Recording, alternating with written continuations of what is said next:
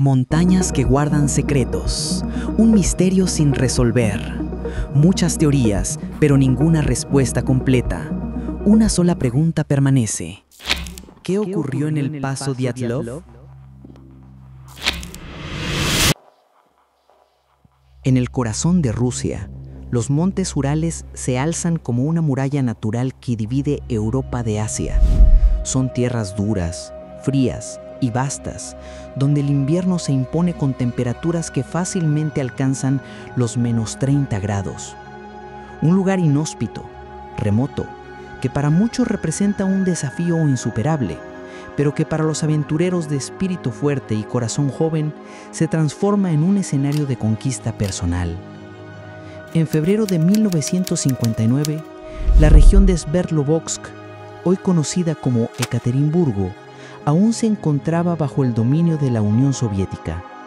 Era una época de tensiones políticas, de secretos militares y de un país que, a pesar de la represión, impulsaba con fuerza a sus jóvenes hacia la ciencia, la exploración y la gloria del esfuerzo colectivo.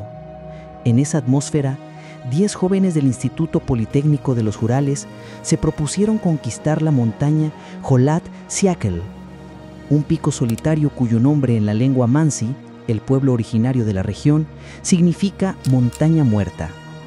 Aquel lugar era, por sí mismo, una advertencia.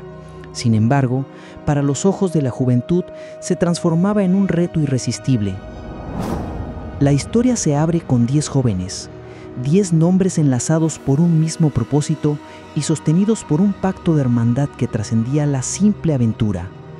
En sus corazones latía la ambición de alcanzar una hazaña digna de admiración, el anhelo de dejar una huella imborrable en la memoria de su instituto y quizá de las generaciones futuras. Y lo lograron, aunque no del modo en que ellos hubieran siquiera imaginado. Sus nombres, que entonces se fundieron en un ideal compartido, siguen hoy resonando con fuerza, recordados no por la gloria esperada, sino por el misterio insondable que envolvió su destino. Para comprender las motivaciones detrás del viaje que impulsó a aquel grupo de estudiantes, es necesario detenerse un instante en el contexto social que daba significado a aquella expedición. No se trataba simplemente de un paseo por la nieve o de un acto de temeridad juvenil. Era la consecuencia de una cultura fundada en pilares casi incorrompibles que sostenían a una generación completa. En la Unión Soviética de finales de los años 50, la idea de hombre nuevo soviético se levantaba como el modelo a seguir, caracterizado por la resistencia, la disciplina y la camaradería. En este contexto, la práctica de montañismo no era una simple aventura, pues guardaba un significado más profundo. Era una disciplina que unía la ciencia, la tenacidad y el espíritu patriótico. Era la expresión tangible de lo que aquella sociedad valoraba, defendía y propagaba.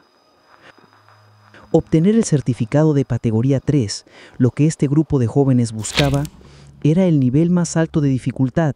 Cumplir con una travesía de tal nivel aseguraba prestigio dentro de la comunidad académica y deportiva. Significaba alcanzar un reconocimiento que trascendía lo personal. Significaba honor para la universidad y la certeza de haber vencido a la naturaleza en uno de los climas más implacables del mundo. De esa manera, lo que a simple vista podía parecer un viaje de jóvenes aventureros, en realidad representaba un acto cargado de significado, orgullo personal, reconocimiento social y la reafirmación de un ideal de disciplina y firmeza que definía a toda una época. Para aquellos 10 estudiantes y amigos de poco más de 20 años, la expedición al monte Otorten representaba ese espíritu de superación mezclado de entusiasmo juvenil y disciplina férrea. Y así, entre risas compartidas, debates académicos y largas horas de preparación, se conformó el grupo que partiría el 23 de enero de 1959 hacia los Urales. Desde el nacimiento de la idea de expedición hacia el monte Otorten, el grupo comprendía que no era una simple travesía, pues esta, distinta a las anteriores, era una aventura que exigiría templanza para superar el clima adverso y las dificultades que ello desencadenaría. El grupo tenía claro desde sus inicios que el viaje no sería perfecto.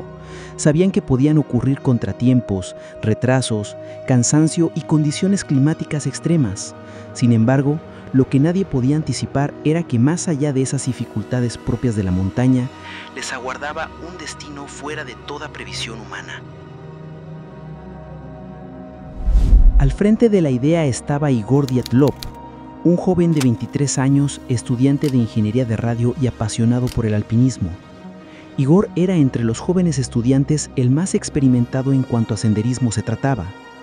Él ya había participado en varias expediciones, todas exitosas de categoría 1 y 2, pero ninguna tan exigente como la que ahora se proponía. Para Dyatlov, alcanzar una ruta de categoría 3, el último peldaño que escalar en su trayectoria como alpinista, era en cierto modo como tachar la última línea de un itinerario que había estado escribiendo desde hacía años de experiencia. Sin embargo, esta expedición no era solo un objetivo deportivo, sino un mito personal, la confirmación de su madurez como montañista, que lo convertiría en profesional y le otorgaría la posibilidad de demostrar ante sus pares y ante sí mismo que estaba preparado para liderar en las circunstancias más adversas. Con ese propósito, convocó a compañeros de confianza en el instituto, jóvenes con perfiles académicos distintos, pero unidos por un mismo ideal, la pasión por la montaña. Así se fue conformando el grupo, ingenieros en formación, físicos y radiooperadores, cada uno con sus talentos y sus historias particulares, pero todos compartiendo el mismo anhelo de dejar una huella no solo en los registros de su universidad, sino también en la memoria de quienes lo rodeaban. La primera persona en unirse a la travesía fue Zinaida Kolmogorova, de 22 años, a quien todos llamaban con afecto Zina. Era estudiante de 5º año de ingeniería de radio, compañera de carrera y aventuras de Igor, pues ya había realizado ascensos de montaña junto a Dyatlov y otros compañeros en expediciones previas. De Zina se destacaba que poseía un carácter fuerte, pero en igual medida cercano y jovial, lo que le hicieron ganarse el respeto de sus colegas no solo por su resistencia física que desafiaba los estereotipos de aquella época, sino por la forma en que mantenía la moral del grupo con sus palabras motivadoras y llenas de confianza. Ludmila Dubinina era la segunda mujer del grupo, que para ese momento tenía 20 años y era estudiante de 4º año en la Facultad de Construcción. Ludmila era la más joven de todos. Sin embargo, a pesar de su corta edad, ya había participado en expediciones exigentes, incluida una donde recibió accidentalmente un disparo en la pierna mientras manipulaban un arma, un recuerdo doloroso que no la detuvo en su pasión por el montañismo. En los primeros días del viaje, Ludmila mostró el mismo temple que la caracterizaba. En su diario personal, rescatado después, se percibe tanto su entusiasmo como su sentido crítico. Registraba con detalle los sucesos de la ruta, las pequeñas incomodidades y también los momentos de camaradería. Rustem Vladimirovich Slobozhin fue el tercero en confirmar su participación, estudiante de ingeniería mecánica, quien a sus 23 años lo distinguía su complexión atlética y espíritu competitivo. Su entorno cercano lo describía como reservado en su trato, pero fuerte en carácter. Había cultivado desde la infancia una resistencia física notable gracias a su interés por los deportes y a su participación en el montañismo universitario. Sin embargo, más allá de la fortaleza, lo que más destacaban en él era su serenidad, esa capacidad de mantener la calma en momentos de dificultad y de pensar con claridad cuando las condiciones exigían firmeza. Entre los integrantes del grupo también estaba Yuri Nikolayich Doroshenko. De apenas 21 años, estudiante de ingeniería de radio, Doroshenko no era de los que pasaban desapercibidos. Su carácter vibrante y su entusiasmo lo convertían en una presencia magnética capaz de levantar el ánimo de sus compañeros incluso en las jornadas más pesadas.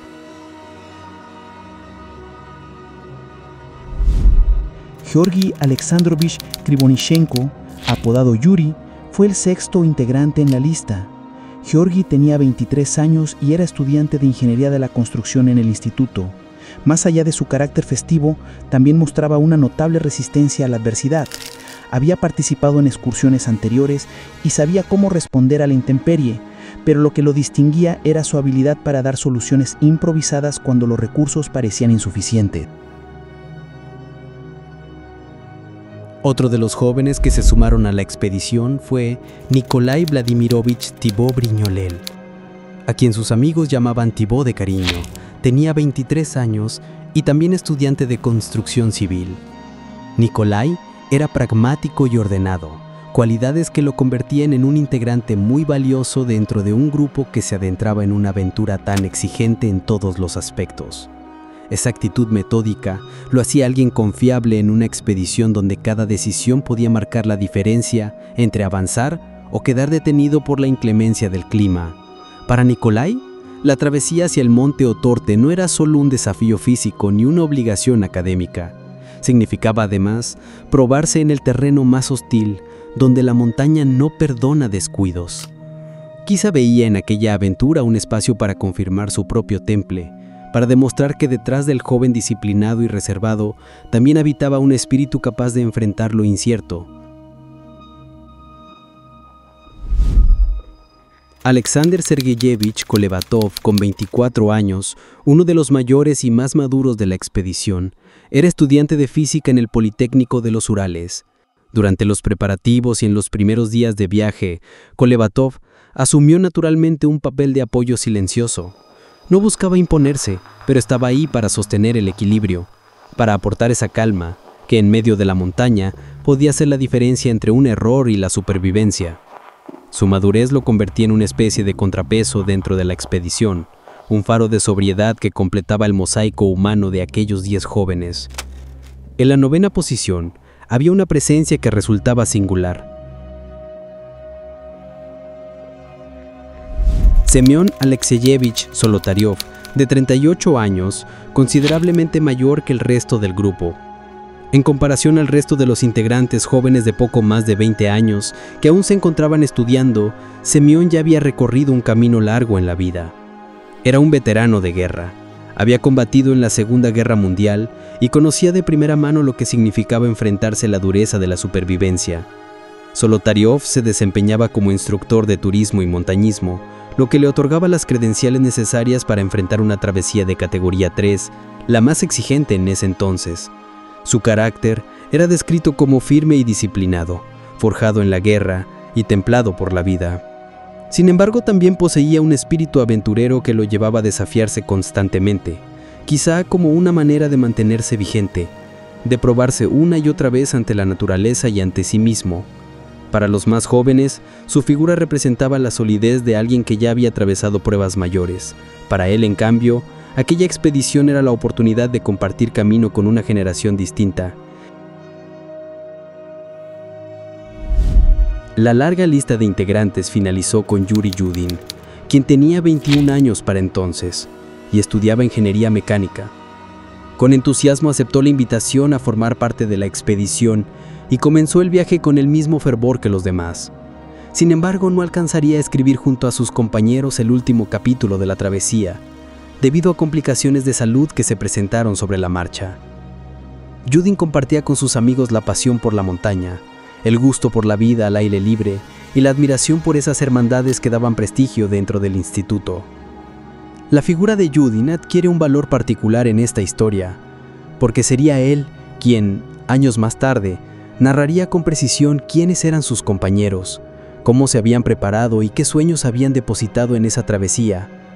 Su testimonio se convirtió en una ventana invaluable hacia la vida de aquellos jóvenes, otorgando humanidad a cada nombre que de otro modo habría quedado reducido a la fría mención de los archivos.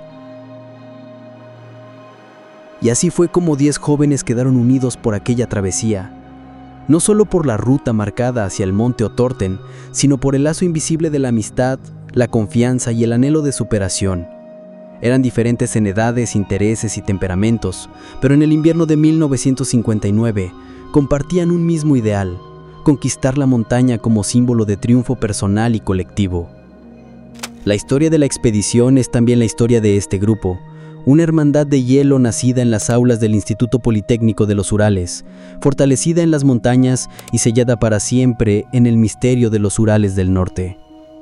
Sus nombres hoy no son solo un registro en los archivos, sino el eco de una generación que buscaba dejar huella y que, sin proponérselo, se volvió inmortal en la posteridad.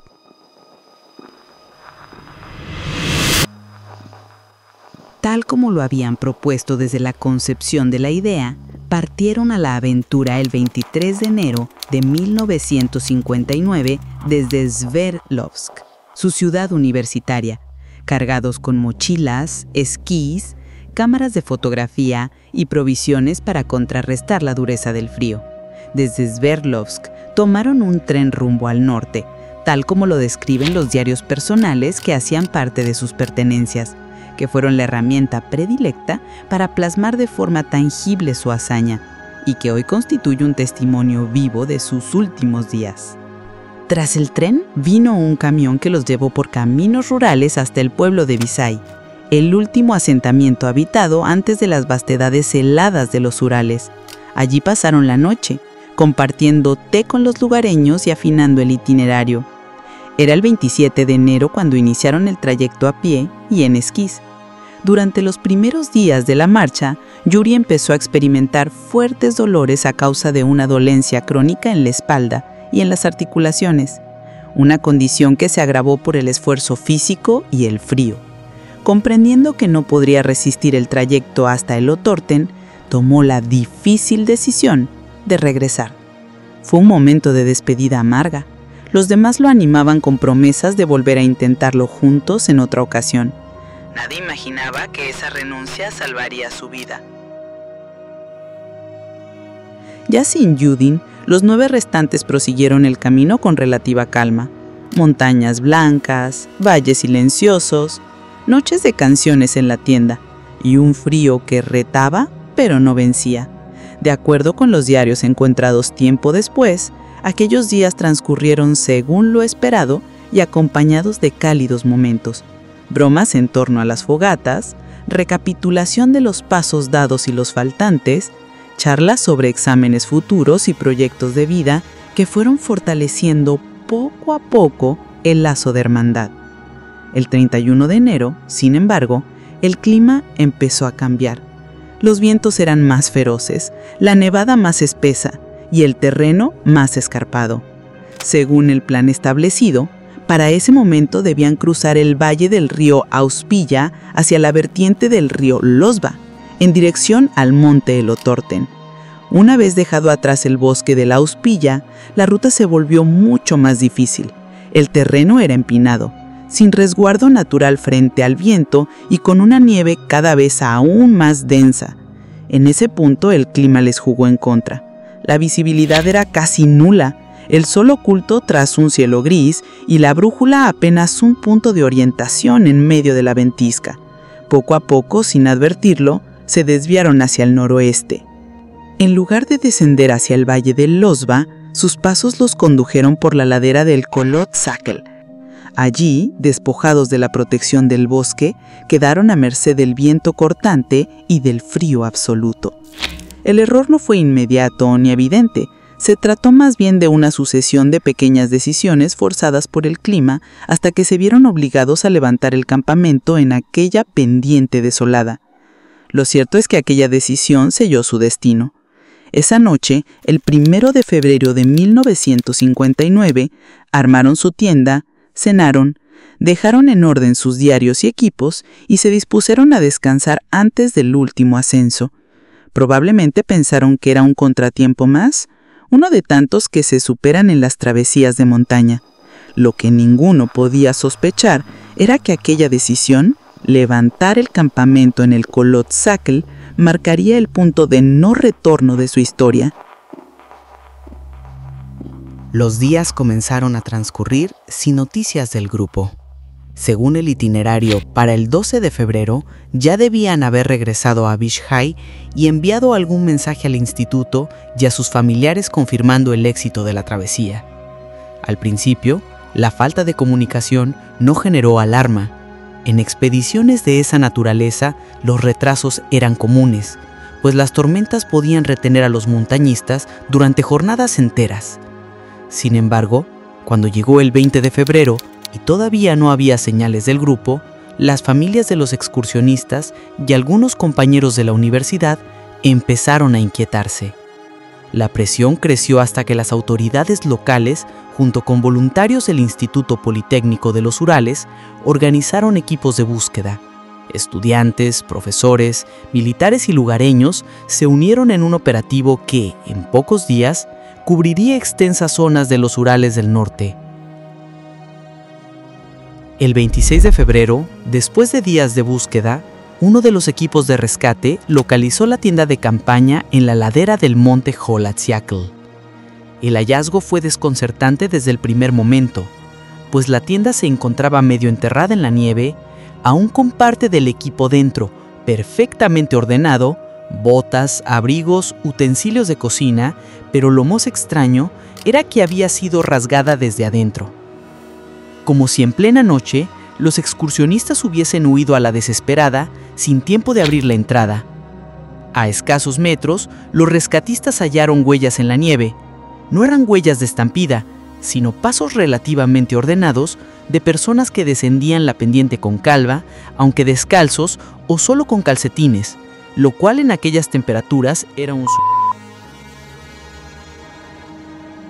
Este detalle fue uno de los primeros que sembró el desconcierto. ¿Qué fuerza o qué miedo pudo llevarlos a abandonar la seguridad de la tienda sin ropa adecuada, en medio de un frío de más de 30 grados bajo cero? Estas huellas inquietantes condujeron a los rescatistas a los primeros hallazgos oficiales el 27 de febrero, un día después de encontrarse con la tienda de campaña. A casi 1,5 kilómetros de distancia, bajo la sombra de un gran cedro, encontraron los dos primeros cuerpos. Eran Yuri Doroshenko y Shuri Krivonichenko. Ambos estaban descalzos, vestidos con ropas ligeras, inapropiadas para soportar temperaturas que descendían por debajo de los menos 25 grados Celsius. A su alrededor había restos de una fogata improvisada, ramas rotas hasta una altura de 5 metros en el árbol, como si hubieran intentado trepar desesperadamente. La escena sugería una lucha contra el frío y contra algo más, que aún no resultaba claro. Los cuerpos presentaban abrasiones menores y manos ennegrecidas, evidencia de congelamiento avanzado debido a la larga exposición al despiadado clima. A pocos metros del cedro se hallaron los cuerpos de Igor Dyatlov y Zinaida Kolmogorova. Ambos parecían haber intentado regresar al campamento, pues sus cuerpos se encontraron orientados hacia la tienda, como si una vez afuera hubiesen intentado recuperar el rumbo y la cordura. Sus posturas reflejaban resistencia, lucha contra la tormenta, pero sin éxito. Cayeron en la nieve, vencidos por el frío. Zina fue encontrada con abrasiones y hematomas menores en rostro, manos y piernas, pero ninguna lesión letal. Su muerte se debió a la exposición prolongada al frío extremo, aunque las marcas en sus manos y cuerpo muestran que luchó intensamente contra el entorno antes de colapsar. Igor Dyatlov, por su parte, fue hallado con raspones y pequeñas abrasiones en la piel, pero sin lesiones internas ni fracturas. Un poco más lejos, el cuerpo de Rustem Slobodin mostraba señas que no correspondían únicamente a la hipotermia. Tenía el cráneo fracturado, aunque sin heridas externas que justificaran el golpe. ¿Había caído, rodado por la ladera, o fue víctima de una fuerza desconocida? Este hallazgo generó más preguntas que respuestas. Al igual que Dyatlov y Zina, su cuerpo también fue hallado en decúbito prono, con la cabeza orientada hacia el campamento y parcialmente cubierto de nieve. Hasta ese momento, solo 5 de los 9 cuerpos habían sido recuperados, todos a la intemperie, todos con signos de haber huido en la noche. El desconcierto crecía entre los rescatistas.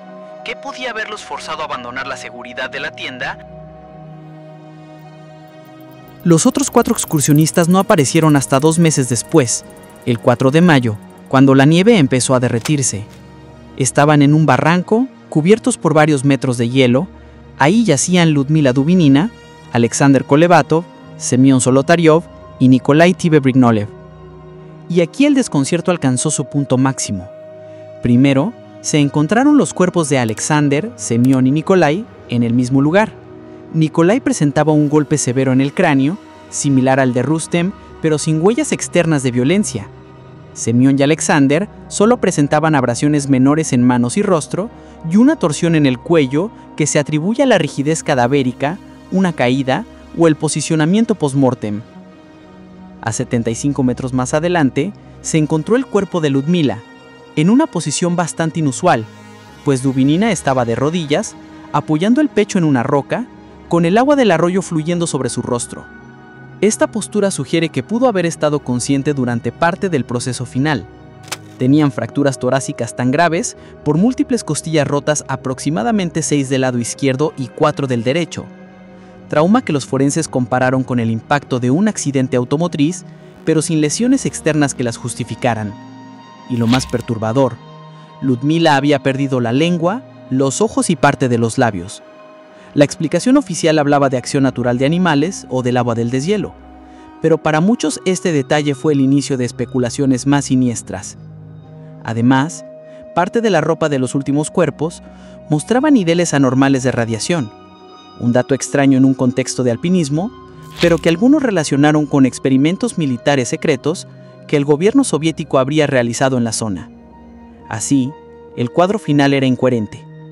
Una tienda rasgada desde adentro, jóvenes que caminaban descalzos en temperaturas mortales, fogatas encendidas en vano, fracturas internas inexplicables, restos humanos con pérdida de órganos blandos y ropa contaminada con radiación. Los rescatistas, incapaces de dar sentido a tantos fragmentos dispersos, registraron los hechos con frialdad burocrática, pero quienes participaron dejaron constancia de su perplejidad.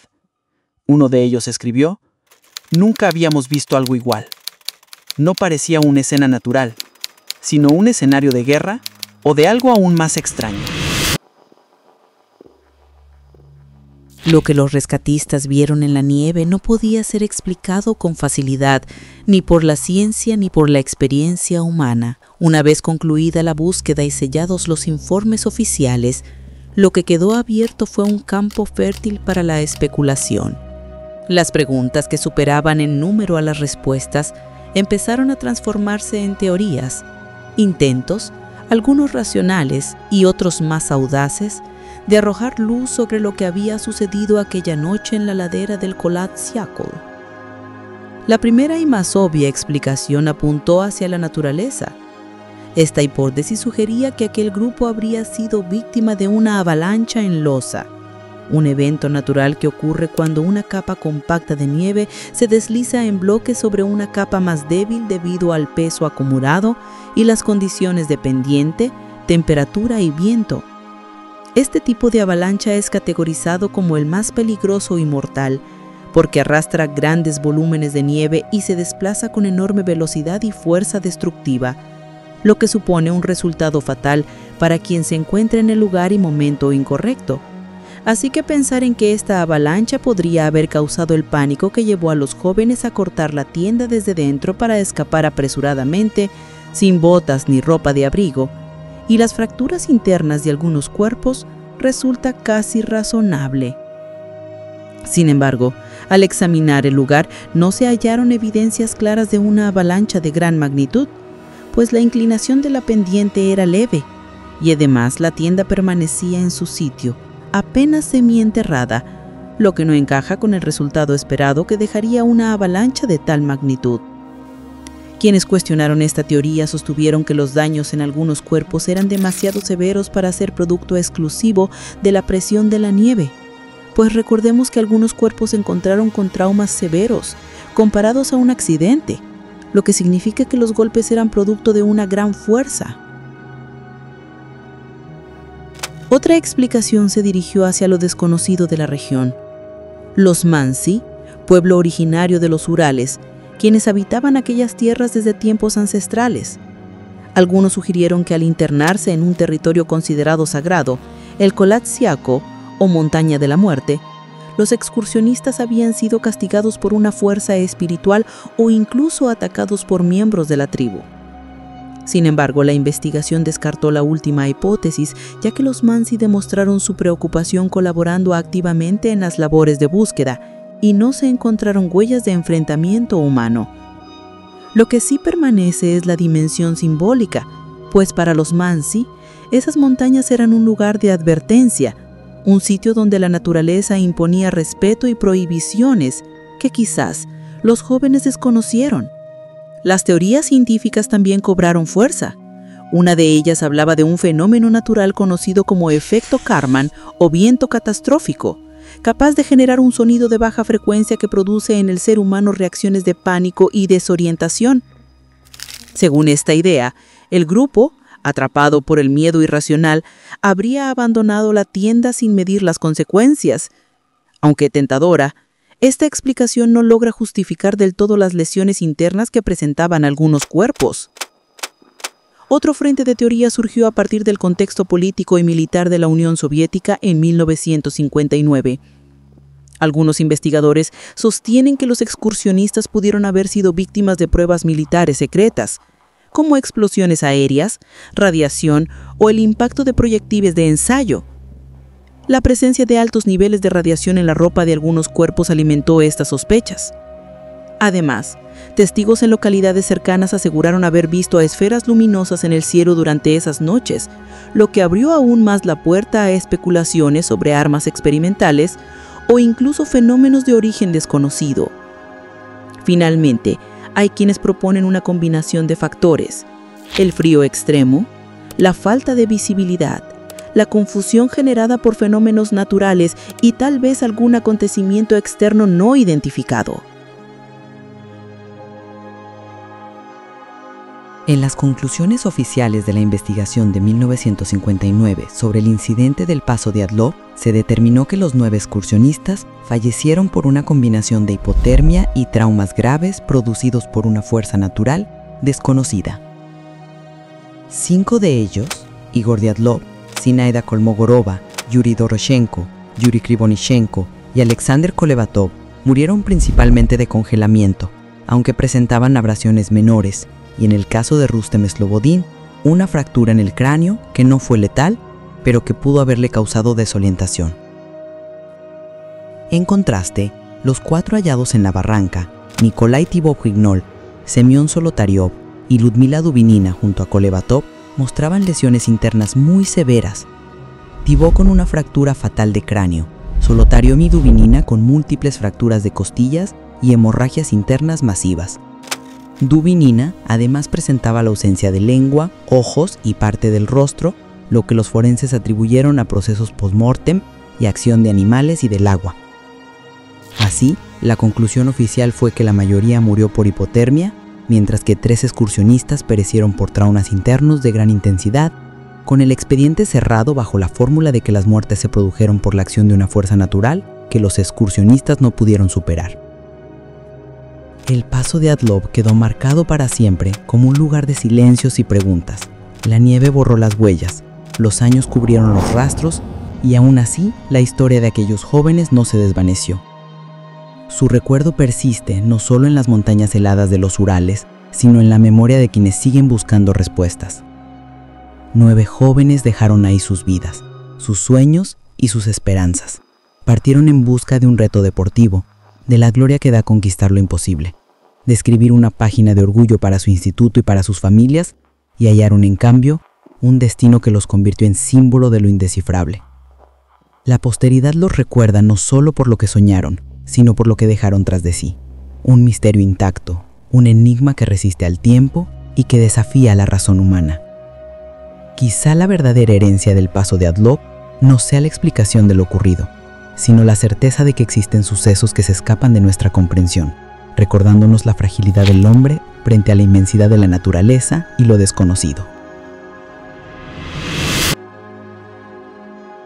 Y hasta aquí llegamos con el caso de hoy.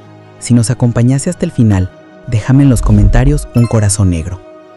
Cuéntanos tu opinión en la sección de comentarios. ¿Cuál teoría crees que explica mejor lo sucedido y qué otro caso te gustaría que abordáramos en el canal? Te estaré leyendo. Y recuerda, si este caso te atrapó, apóyanos suscribiéndote y activando la campanita. Así podremos seguir acompañándote con nuevas historias misteriosas. Nos vemos en el próximo caso. Te aseguro que la espera valdrá la pena.